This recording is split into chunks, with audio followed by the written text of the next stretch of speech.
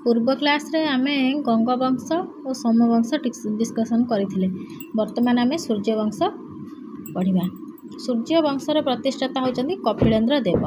कपिलेन्द्र देवଙ୍କ पुओ थिले पुरुषोत्तम देव, तांको पुओ थिले प्रतापरुद्र देव।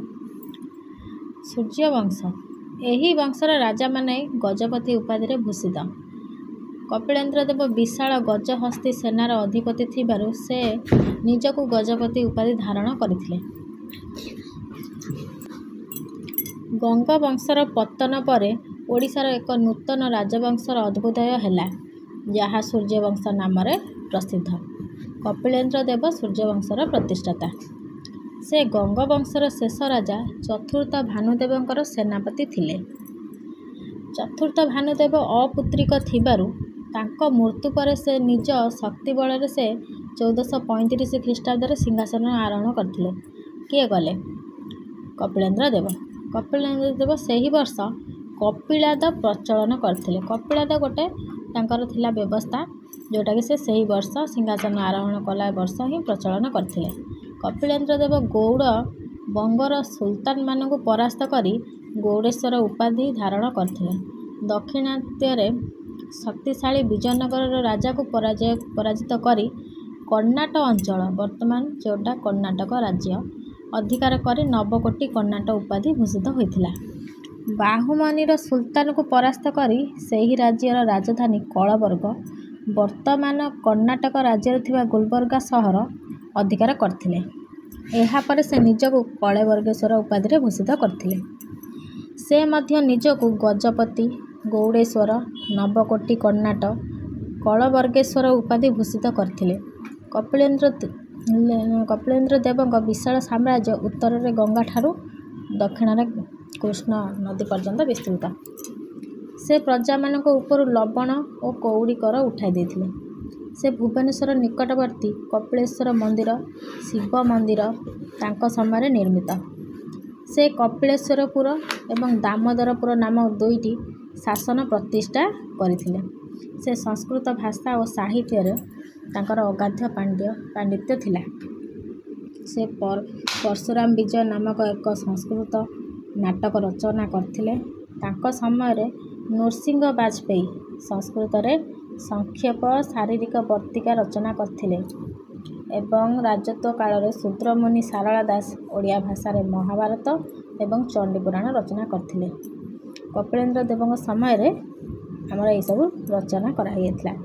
शासन काउ कहती? केवल ब्राह्मण मानक बसवास करुवा ग्राम को शासन कहती। हंबीर किए थिले? से थिले कपिलेन्द्र देवक ज्येष्ठ पुत्र। आ जो हंबीर थिले से शासन भार कार्य नबार अक्षम थिबारु से तांकर कनिष्ठ पुत्र आगक पढ़िबा 1467 ख्रीष्टाब्द कृष्णा नदी तीर रे कपिलेन्द्र देव प्राणत्याग करथिले। कपिलेन्द्र देव ओडिशार राजा कपिलेन्द्र देवଙ୍କ मृत्यु पूर्व से तांको अन्यतम कनिष्ठ पुत्र जे कि पुरुषोत्तम देवଙ୍କୁ ओडिशार राजा रूपे घोषणा करथिले। पुरुषोत्तम देव 1467 ख्रीष्टाब्द 1497 ख्रीष्टाब्द पर्यंत शासन करथिले।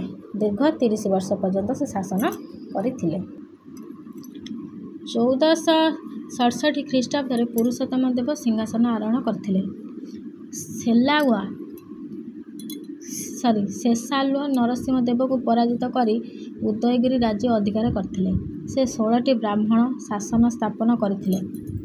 पुरुषोत्तम देव सालुआ नरसिंह कन्या को विवाह करथिले। पुरुषोत्तम देव पल्लव मानकर राजधानी कांचीपुरम अधिकार करि नथिले। से उदयगिरी राज्य अधिकार करथिले, जहा किंबदंती रे कांची रूपे वर्णित। तामाने एटा होची पल्लव मानकर राजधानी थिला कांचीपुरम। ये से कांचीपुरम अधिकार करि नथिले। से उदयगिरी राज्यर जोटा किंबदंती रे वर्णित उदयगिरी राज्य विषय से ही कांची रूपे वर्णित सेटा से अधिकार करथिले। बाहामनी सुल्तान राजा महेंद्री अधिकार करथिले। पुरुषोत्तम देव बाहामनी राज्य आक्रमण करी राजा महेंद्री समेत गोदावरी, ଓ କୃଷ୍ଣା ମଧ୍ୟବର୍ତ୍ତୀ ଅଞ୍ଚଳ ଅଧିକାର କରି ଗଜପତି ସାମ୍ରାଜ୍ୟରେ ମିଶାଇ ଦେଇଥିଲେ। ସଂସ୍କୃତ ସାହିତ୍ୟ ଓ ଧର୍ମଶାସ୍ତ୍ରରେ ତାଙ୍କର ପ୍ରସିଦ୍ଧ ଜ୍ଞାନ ଥିଲା। ସେ ଅଭିନବ ଗୀତା ଗୋବିନ୍ଦ ରଚନା କରିଥିଲେ ବୋଲି ବିଶ୍ୱାସ କରାଯାଏ। ସେ 1497 ଖ୍ରୀଷ୍ଟାବ୍ଦରେ ମୃତ୍ୟୁବରଣ କରିଥିଲେ। ତାପରେ ଆସିଲା କିଏ? ପୁରୁଷୋତ୍ତମ ଦେବଙ୍କ ପୁତ୍ର ପ୍ରତାପରୁଦ୍ର ଦେବ। ତାଙ୍କର ସେଇଠୁ କ'ଣ ହେଲା ନା 1497 ଖ୍ରୀଷ୍ଟାବ୍ଦରୁ 1538 ଖ୍ରୀଷ୍ଟାବ୍ଦ ପର୍ଯ୍ୟନ୍ତ ସେ ଶାସନ କ୍ଷେତ୍ରରେ ତିଷ୍ଠିଥିଲେ।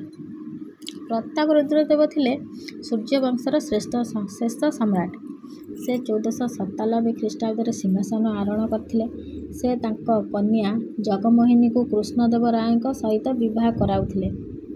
ବୀରଭଦ୍ର ପ୍ରତାପରୁଦ୍ର ଦେବଙ୍କର ଏକମାତ୍ର ପୁତ୍ର। ସେ ଅଶ୍ୱୀ ଚାଳନାରେ ଦକ୍ଷ ଥିଲେ। ଅଶ୍ୱୀ ମାନେ ଘୋଡ଼ା ଚାଳନାରେ ଦକ୍ଷ ଥିଲେ। ସଂସ୍କୃତ ଭାଷାରେ ତାଙ୍କ ଦ୍ୱାରା ରଚିତ ସରସ୍ୱତୀ ବିଳାସ ହିନ୍ଦୁ ଆଇନ ସମ୍ପର୍କରେ ଏକ ଅମୂଲ୍ୟ ଗ୍ରନ୍ଥ ରୂପେ ବିବେଚିତ। ସେହି ସମୟରେ ଜଗନ୍ନାଥ ଦାସ ଓଡ଼ିଆରେ ଭାଗବତ, ବଳରାମ ଦାସଙ୍କ ଦାଣ୍ଡି ରାମାୟଣ ରଚନା ହୋଇଥିଲା। ଏଇଟା କାହାଙ୍କ ସମୟରେ ହେଇଥିଲା ନା ପ୍ରତାପରୁଦ୍ର ଦେବଙ୍କ ସମୟରେ ଏସବୁ ରଚନା ହୋଇଥିଲା। କବି ଜୀବଦେବ ଆଚାର୍ଯ୍ୟ ଭକ୍ତି ଭାଗବତ, ରାୟ ରାମାନନ୍ଦ ଜଗନ୍ନାଥ ବଲ୍ଲଭ ନାଟକ ରଚନା କରିଥିଲେ। ପ୍ରତାପରୁଦ୍ର ଦେବଙ୍କର ଏଇଟା ଭେରି ଇମ୍ପୋର୍ଟାଣ୍ଟ। ପ୍ରତାପରୁଦ୍ର ଦେବଙ୍କ ସମୟରେ ପଞ୍ଚସଖା, ଯେଉଁ ପଞ୍ଚସଖା କୁହାଯାଏ, ତାଙ୍କ ସମୟରେ ଏଇଟା ହିଁ ହେଇଥିଲା। ପଞ୍ଚସଖା କାହାକୁ ନେଇ ହେଇଥିଲା? ବଳରାମ ଦାସ, ଜଗନ୍ନାଥ ଦାସ, ଅନନ୍ତ ଦାସ, ଅଚ୍ୟୁତାନନ୍ଦ ଦାସ ଏବଂ ଯଶୋବନ୍ତ ଦାସ ପ୍ରତାପରୁଦ୍ର ଦେବଙ୍କ ସମସାମୟିକ ଥିଲେ। ଏହି 5 ଜଣ ଥିବାରୁ ପଞ୍ଚସଖା ତାକୁ କୁହାଯାଏ। ପ୍ରତାପରୁଦ୍ର ଦେବ ପୁରୀ ଜଗନ୍ନାଥ ମନ୍ଦିରର ବେଢ଼ା ମଧ୍ୟରେ ଥିବା ମୁକ୍ତି ମଣ୍ଡପ ନିର୍ମାଣ କରିଥିଲେ। ସେ କଟକରେ ଧବଳେଶ୍ୱର ମନ୍ଦିର ଏବଂ ଢେଙ୍କାନାଳରେ କପିଳାସ ପର୍ବତ ଉପରେ ଚନ୍ଦ୍ରଶେଖର ମନ୍ଦିର ନିର୍ମାଣ କରିଥିଲେ। ପ୍ରତାପରୁଦ୍ର ଦେବ ଶ୍ରୀ ଚୈତନ୍ୟଙ୍କ ଦ୍ୱାରା ବୈଷ୍ଣବ ଧର୍ମରେ ଦୀକ୍ଷିତ ହୋଇଥିଲେ। ସେ 1538 ଖ୍ରୀଷ୍ଟାବ୍ଦରେ ପ୍ରାଣତ୍ୟାଗ କରିଥିଲେ। ଏହାପରେ ଓଡ଼ିଶାରେ ଭୋଇ ବଂଶ ଶାସନ କରିଥିଲେ। ତାଙ୍କର ସୂର୍ଯ୍ୟବଂଶ ପରେ ଭୋଇ ବଂଶ ଶାସନ କରିଥିଲେ। ଭୋଇ ବଂଶରେ ସେମିତି କୌଣସି ପ୍ରକାର କଳାକୀର୍ତ୍ତି ହୋଇନଥିଲା। ଭୋଇ ବଂଶରେ ରାଜା ଥିଲେ ଗୋବିନ୍ଦ ବିଦ୍ୟାଧର, ତାଙ୍କ ପୁତ୍ର ଥିଲା ଚନ୍ଦ୍ରପ୍ରତାପ। ଭୋଇ ବଂଶର ଶେଷ ରାଜା ଥିଲେ ମୁକୁନ୍ଦ ହରିଶ୍ଚନ୍ଦ୍ର, ଯିଏକି ଓଡ଼ିଶାର ଶେଷ ସ୍ୱାଧୀନ ରାଜା। ଏଟା ବହୁତ ଭେରି ପୁରା ଇମ୍ପୋର୍ଟାଣ୍ଟ। ପ୍ରାୟ ପରୀକ୍ଷାରେ ଆସେ। ଓଡ଼ିଶାର ଶେଷ ସ୍ୱାଧୀନ ରାଜା କିଏ ଥିଲେ? ସେ ହେଉଛନ୍ତି Mukunda Harichandan. Thank you for watching.